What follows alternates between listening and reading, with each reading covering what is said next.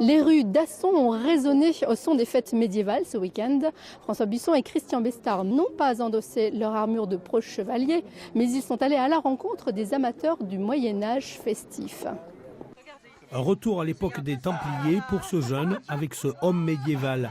Nous sommes sur le campement du château de Lupé. Une cinquantaine de passionnés du Moyen-Âge ont choisi cette plaine pour cette première fête médiévale. Courtois, messieurs, combattez! Démonstration de combat, 25 kg d'acier, des spalières, des côtes de mailles, cuisseaux matelassés. Le duel à l'épée, une bâtarde ici, se fait à la touche. Dans le respect de la chevalerie, la juge, la maréchale de Lys, peut intervenir à tout moment pour stopper le combat. Moi je suis équipé en brigandine, en acier trempé 1,5 mm, avec des spalières, des bras d'armure, des avant-bras. Depuis 5 ans, il existe une fédération française médiévale qui regroupe toutes les activités. Combat, cavalerie et joutes équestres, artisanat, groupes musicaux.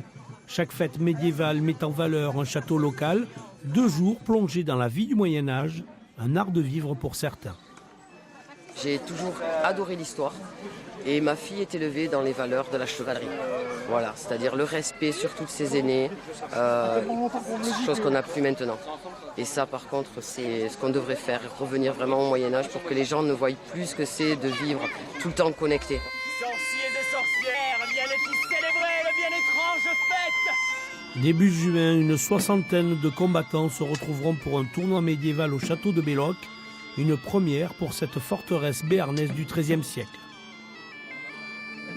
Voilà, c'est la fin de cette édition. Merci de votre fidélité. Je vous rappelle